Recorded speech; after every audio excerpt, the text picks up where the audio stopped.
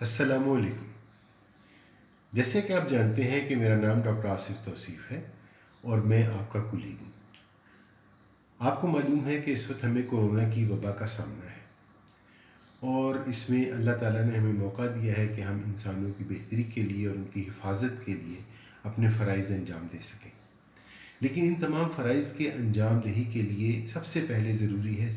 کہ ہم اپنی حفاظت کریں۔ سیفٹی فرسٹ ہم ہمیشہ کہتے ہیں، اور اس کے لیے ضروری ہے کہ ہم نے آپ کو جو پرسنل پروٹیکٹیو اکوپمنٹ دیا ہے، جو شیلڈز دی ہیں اور جو ماسک وغیرہ دی ہیں، ان کا آپ صحیح استعمال کریں اور ہر وقت استعمال کریں۔ اس کے علاوہ آپ نے تمام انسانوں سے، چاہے آپ کے وہ گھر والے ہوں، آپ کے دوست ہوں، آپ کے کولیگز ہوں، سب سے آپ نے 3 سے 6 فٹ کا فاصلہ ہمیشہ رکھنا ہے۔ یہ ذمہ داری تو اس وقت ہر انسان کے اوپر ہے اور ڈاکٹروں کے اوپر تو زیادہ ذمہ داری ہے۔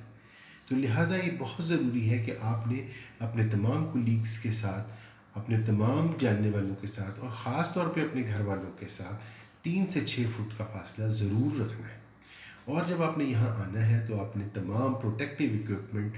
لے کے پھر آپ نے کام کرنا ہے۔ آپ نے کسی مریض ٹریاج سینٹر کے اندر آپ نے کسی مریض کو ہاتھ نہیں لگانا ہے، نہ آپ نے کسی کا پلس دیکھنی ہے، نہ کسی کا بلڈ پریشر چیک کرنا ہے۔ آپ نے مریض سے 3 سے 6 فٹ کے فاصلے پہ بات کرنی ہے، اور ہم کوشش کریں گے کہ ہم مریض کے اور آپ کے درمیان اگر ہو سکا تو گلاس یا موٹی والی پلاسٹک کی شیٹ بھی لگانے کا بندوبست کریں۔ اور آپ نے یہ کرنا ہے کہ آپ نے جب وہ پروٹیکٹیو اکوپمنٹ اتارنا ہے تو اس کو آپ نے اسٹرلائز کرنا ہے، خاص طور اپنی شیلڈز کو۔ اس کے لیے ہم نے آپ کو اسپرے باٹلس یہاں پرووائڈ کی ہیں جس کے اندر ڈس انفیکٹنٹ ہے، اس کو آپ نے لگا کے اس کو آپ نے ہاف این آور تک چھوڑنا ہے، اس کے بعد اس کو وائپ آؤٹ کرنا ہے۔ اور آپ نے اس بات کو بھی یقینی بنانا ہے کہ آپ جہاں پر کام کر رہے ہیں وہاں کی بھی بار بار صفائی ہوتی رہے۔ اب آپ نے یہ کرنا ہے کہ، اور آپ نے ماسک جو گلوز جو استعمال کرنے ہیں اس میں بھی آپ نے بہت احتیاط کرنی ہے۔ میں دیکھ رہا ہوں کہ گلوز لوگ پہن کے اور سارے کام کر رہے ہیں، فائلیں بھی کھول رہے ہیں، لکھ بھی رہے ہیں۔ گلوز کا استعمال یہ نہیں ہے۔ آپ نے نارملی گلوز نہیں پہننے، آپ نے صرف گلوز اس وقت پہننے ہیں جب آپ نے کسی کنٹامینیٹڈ چیز کو ہاتھ لگانا ہے، جب آپ نے پیشنٹ کو ہاتھ لگانا ہے، جب آپ نے کسی ایسی سرفیس کو ہاتھ لگانا ہے جو کنٹامینیٹڈ ہے، اور اس کے بعد آپ نے وہ گلوز ضائع کر دینے۔ گلوز پہن کے صبح آگے گلوز پہن لیے اور آپ نے اس سے سارے کام کیے، اسی سے فون کیا، اسی سے دروازے کھولے، اسی سے چارٹ کھولے، اسی سے لکھا، یہ بالکل غلط ہے۔ یہ اس طرح ہم انفیکشن کو پھیلائیں گے، کنٹرول نہیں کریں گے۔ تو یہ بات اچھی طرح سے سمجھ لیں۔ پھر یہ ہے کہ یہاں پر جو مریض آئیں گے آپ نے ان سے ساری ہسٹری لینی ہے،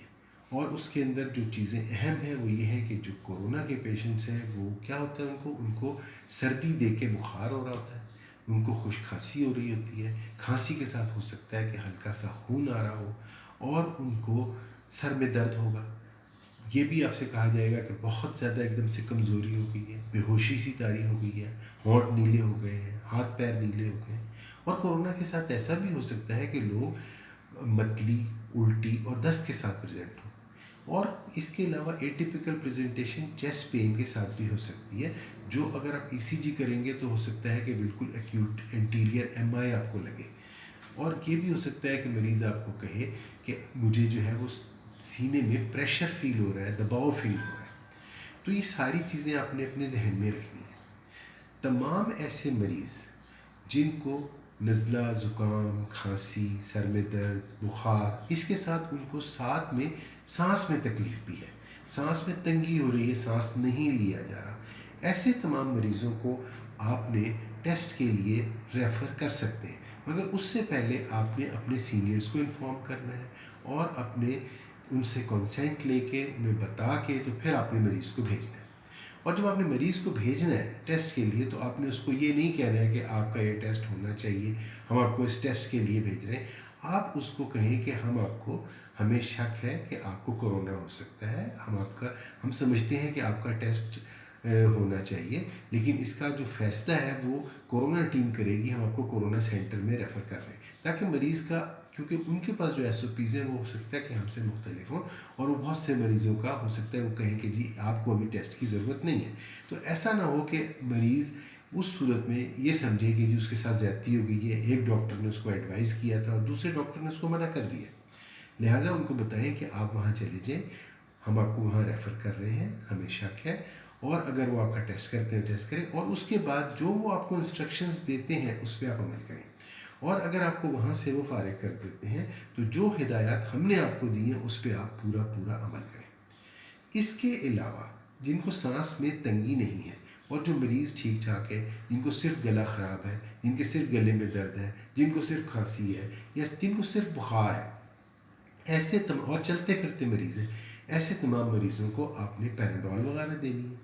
कफ सिरप दे सकते हैं। अगर आप समझते हैं कि उसमें आप ब्लड सीपी भी करा सकते हैं, ब्लड सीपी करा के देखें तो टीएलसी वगैरह ज़्यादा है, एंटीबायोटिक भी दे सकते हैं। आपने ब्रूफिन और एरेनिक वगैरह इस्तेमाल नहीं करनी है, और आपने कम से कम दवाई देनी है, और आप उसको बताएं कि आपने ये दवाई लेनी है।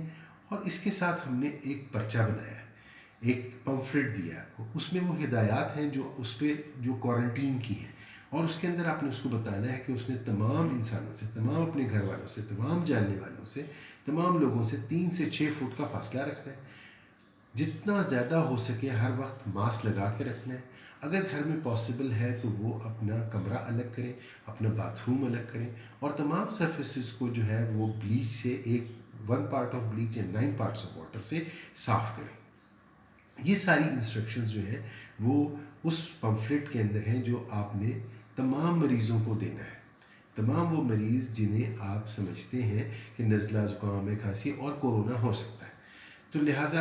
आपने उन तमाम मरीज़ों को एक तो वो पम्फलेट देना है, और वो मरीज़ जिनको आप समझते हैं कि जिनको टेस्ट की ज़रूरत है उनको आपने रेफ़र करना है पेम्स में या और जो कोरोना सेंटर हम आपको बताएंगे उसमें, और उसके साथ उनको ये बताना है कि आपने यहाँ जाके जैसे वो कहते हैं वैसे आपने अमल करना है। तो ये वो चंद चीज़ें थी जो मैंने आपको बतानी थी। तो अगर आपका कोई भी सवाल हो तो आप मुझसे पूछ सकते हैं। बहुत शुक्रिया।